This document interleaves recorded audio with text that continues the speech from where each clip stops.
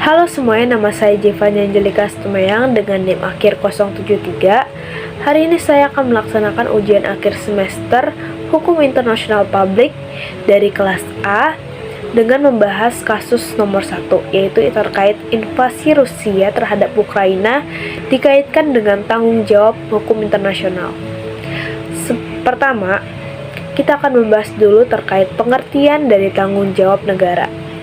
Tanggung jawab negara merupakan sebuah kewajiban dari negara untuk memberikan pemulihan atau ganti kerugian yang timbul manakala negara tersebut sudah keliru dalam menjalankan kewajibannya. Tanggung jawab internasional dapat timbul dari pelanggaran internasional yang dilakukan oleh sebuah negara. Dalam hal ini, bentuk-bentuknya itu pertama, melakukan tindakan pelanggaran hak asasi manusia dan melalaikan, tidak melakukan tindakan apapun, atau melakukan omission terhadap pelanggaran hak asasi manusia. Yang kedua, melakukan tindakan yang termasuk pelanggaran terhadap kewajiban internasional. Nah, atas pelanggaran-pelanggaran tersebut, pastinya sebuah negara yang sudah melalaikan kewajibannya itu harus melaksanakan tanggung jawab internasional. Nah, tanggung jawab internasional ini dapat diwujudkan dalam bentuk adanya pemulihan kerugian atau pembayaran ganti kerugian, atau pencegahan timbulnya kerugian, atau yang terakhir adanya reparasi. Nah, untuk masalah reparasi sendiri sudah diatur dalam The International Law Commission atau ILC pada pasal 13 The Draft International Law Commission. Selanjutnya, kita akan membahas terkait analisis kasus. Invasi Rusia terhadap Ukraina itu dimulai sekitar tanggal 24 Februari 2022.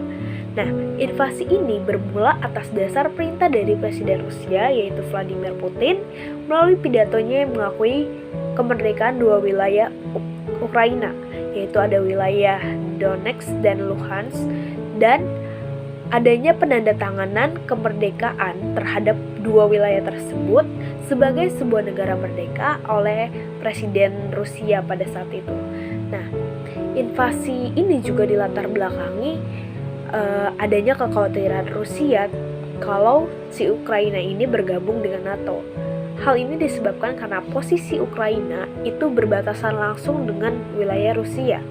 Dan apabila Ukraina bergabung dengan NATO, maka tidak ada batas lagi negara Rusia dengan NATO. Nah, dan hal ini dianggap Rusia itu sebagai sebuah ancaman. Atas penjabaran latar belakang tersebut, invasi Rusia terhadap Ukraina tersebut telah membuat kerugian dalam skala besar yang dialami oleh negara Ukraina. Pertama, melansir dari kompas.com, diperkirakan total kerugian material yang disebabkan invasi Rusia terhadap Ukraina itu sebesar 1 triliun dolar.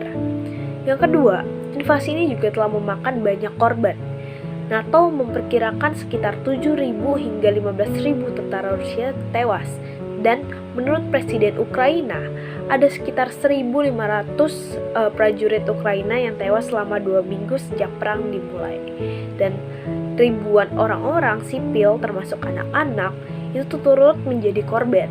Selain itu juga ditemukan fakta bahwa ada sekitar 300 mayat masyarakat sipil yang ditemukan dalam invasi tersebut.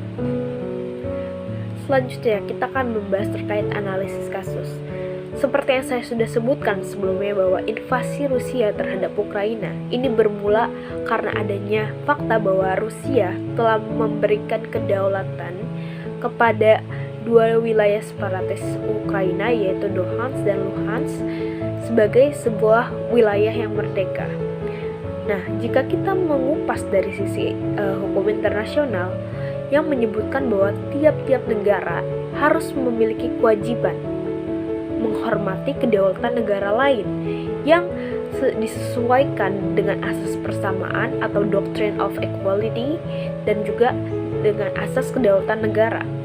Nah, jika kita merujuk dari kedua hal tersebut, tindakan Rusia yang mendeklarasikan dua wilayah separatis tersebut sebagai sebuah negara merdeka lalu melakukan invasi ke wilayah tersebut sebagai dalih untuk menjaga dua wilayah tersebut merupakan tindakan yang tidak mencerminkan penghormatan atas teritorial atau kedaulatan negara Ukraina. Dan sejatinya bahwa tindakan invasi terhadap Ukraina tersebut merupakan sebuah pelanggaran dan didukung fakta-fakta juga bahwa invasi tersebut telah membawakan kerugian serta juga jumlah korban jiwa yang cukup banyak. Selanjutnya, jika kita merujuk kepada Draft International Law Commission untuk pertanggungjawaban negara yang telah melanggar kehormatan dari negara lain, dalam hal ini Rusia yang telah melanggar kehormatan negara Ukraina, bisa dilakukan satisfaction.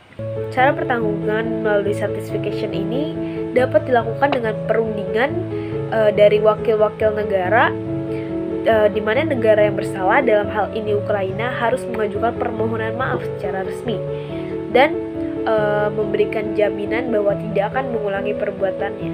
Ditambah juga adanya penggantian kerugian dengan memberikan sejumlah besar uang, atau juga dapat memberikan penggantian rugi yang bersifatnya itu bukan uang, seperti itu. Baik, dari hasil analisis saya menyimpulkan bahwa negara Rusia dalam hal ini harus melakukan pertanggungjawaban terhadap negara Ukraina dengan menghentikan invasinya. Nah, ini dapat diwujudkan dengan cara Rusia wajib menarik keluar pasukan militernya dari wilayah Ukraina. Selain itu juga adanya permintaan maaf secara resmi dan adanya jaminan bahwa dia tidak akan mengulangi perbuatannya. Ditambah, Rusia harus melakukan ganti kerugian, baik yang secara material atau imaterial terhadap negara Ukraina. Baik, sekian penjelasan dari saya. Kurang lebihnya mohon maaf. Terima kasih.